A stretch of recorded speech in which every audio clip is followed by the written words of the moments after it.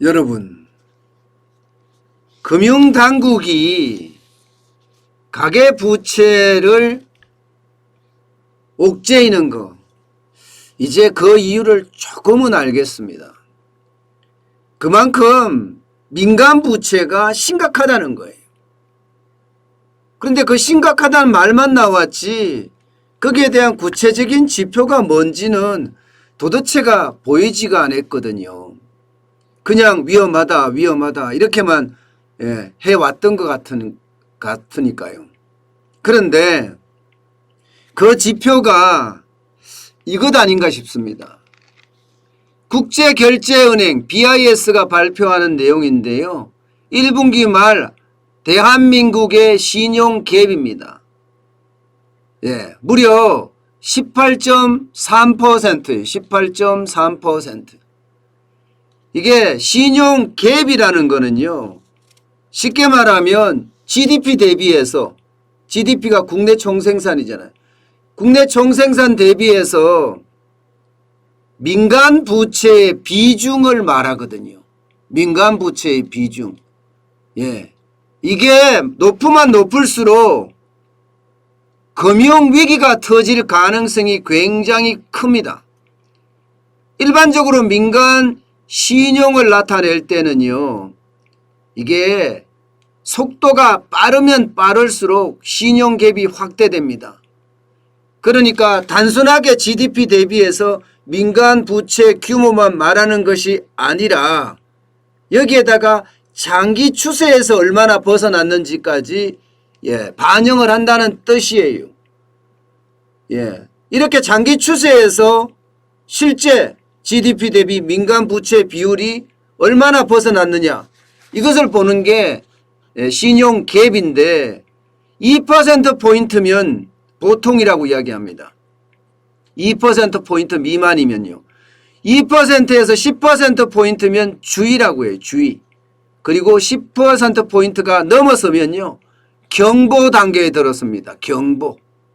그런데 10%포인트를 넘어서는 것이 아니라 18.8%가 됐잖아요. 이거는 뭐 경보가 아니라 위험 단계라고 이야기할 수 있습니다. 위험 단계. 금융위기가 터질 수 있는 위험 단계 말입니다. 사실 말입니다, 여러분. 이 18.3%라는 것은요, 1972년에 이런 통계를 처음 작성한 이후로 최대입니다. 최대 수준, 역대 최대예요.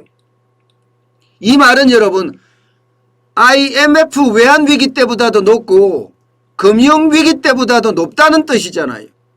실제로 IMF 외환위기 때 1997년 4분기 13.2%포인트였습니다. 그리고 글로벌 금융위기 때 2009년 2분기 13.2%포인트였습니다. 그때보다도 지금 심각하죠. 13.2%하고요. 18.3%하고는 비교 수준이 아니죠. 그만큼 지금 대한민국의 신용갭이 굉장히 크다는 이야기. 이대로 가다가는 민간 부채가 폭발을 해서 금융위기로 전이될 수 있다. 이런 얘기가 됩니다. 그러니까 이제 이해가 되는 거예요. 워낙 지금 금융당국 자체가 여러분도 알다시피 주택담보대출 규제, 가계대출은 당연히 규제하고 있죠. 전세자금 대출 규제, 신용대출 규제, 마이너스 통장 규제까지 뭐 규제가 3종 세트, 4종 세트라고 이야기할 정도로 규제가 세잖아요. 관치금융이라는 비난을 받으면서까지 지금 규제를 하고 있는 이유, 이제 조금씩 의문이 풀립니다. 그만큼 세계에서 보는 대한민국의 부채, 양도 양이지만 속도가 너무 빠르다는 거예요. 속도가 너무 빠르기 때문에 여기에 대한 위험도가 굉장히 크다는 사실입니다. 물론 우리나라보다 신용갭이 큰 곳이 있습니다.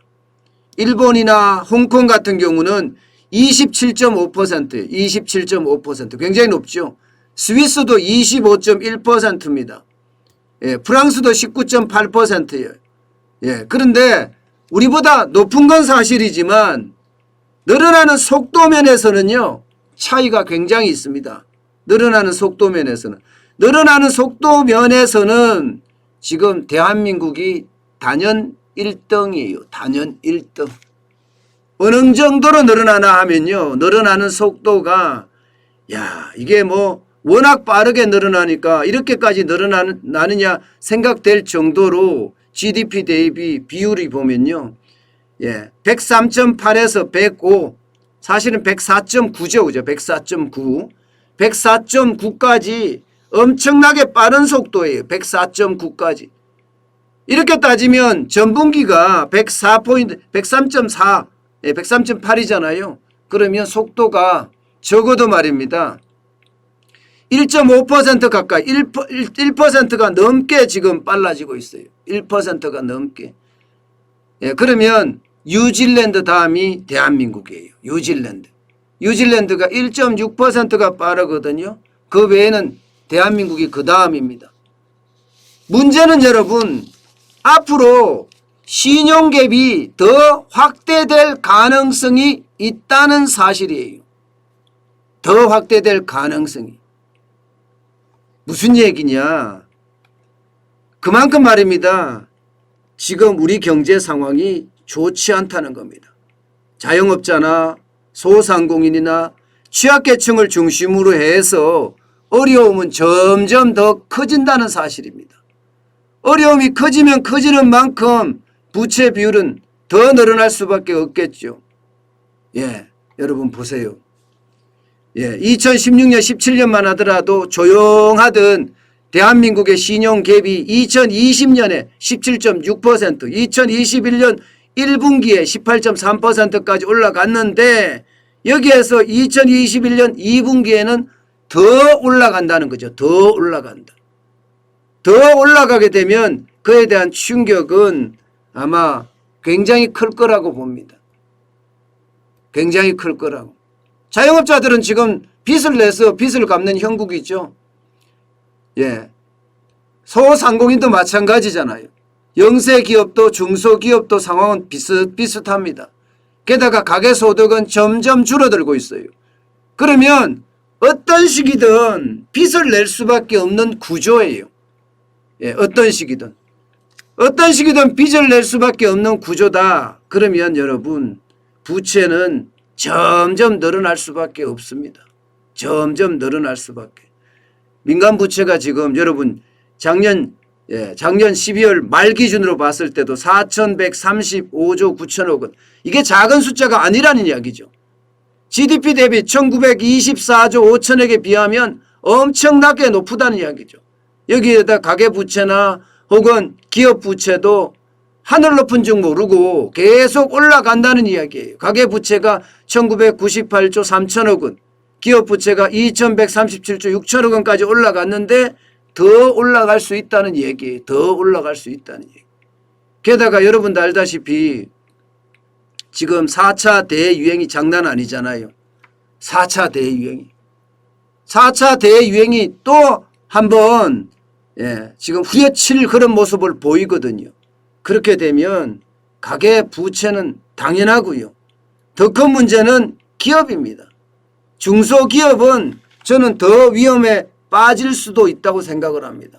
여러분 보세요. 2021년 7월에 중소기업 대출 금액을 보면 858조예요. 858조. 예. 858조니 이게 뭐 제대로 버티겠습니까? 만약에 중소기업마저도 못 버텨준다. 지금 뭐 중소기업들이 이게 텅 빈 공장이 워낙 많으니까 말입니다. 이렇게 됐을 때는 생각했던 것보다가 더 빠르게 부채 폭발이 일어나고요. 그 부채 폭발에 따라서 금융위기도 오지 않겠느냐 하는 그런 우려 굉장히 큽니다. 지금 현재는 가장 심각하게 느끼는 게 금융당국 자체가 중소기업 부채보다는 기본적으로는 가계부채예요. 가계부채. 2분기 말에 보면 1,805조 9천억 원이니까요. 가계부채 늘어나는 속도도 10.3%로 굉장히 빨리 늘어나니까요. 이게 지금 현재 가장 큰 문제이기는 하지만 이 뒤이어서는요. 기업부채도 지금 만만치 않다 이렇게 보고 있어요. 여러분도 알다시피 기업이 말입니다. 좀비 기업이라고 이야기하나요? 영세 기업 말입니다. 쉽게 말하면 벌어서 이자도 못 내는 기업이 중소기업은 절반이 넘습니다. 50.9%에 달합니다. 50.9%. 벌어서 대출은커녕 대출은 아예 못 갚고요. 이자도 못 내는 기업이 50.9%니까 중소기업의 위험도 만만치 않죠.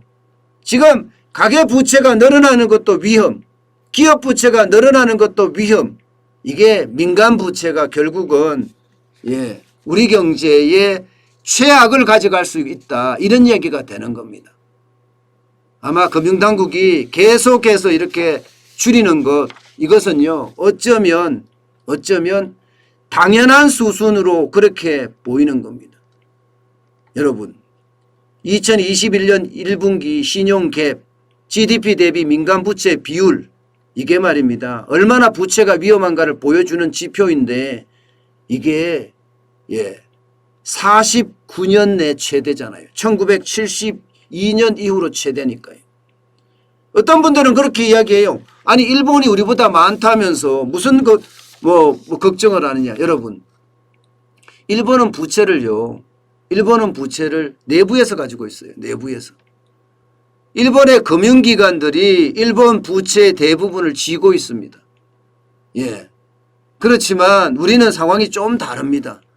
우리는 국가 부채의 많은 부분이 외국의 금융기관들이 많이 가지고 있고요.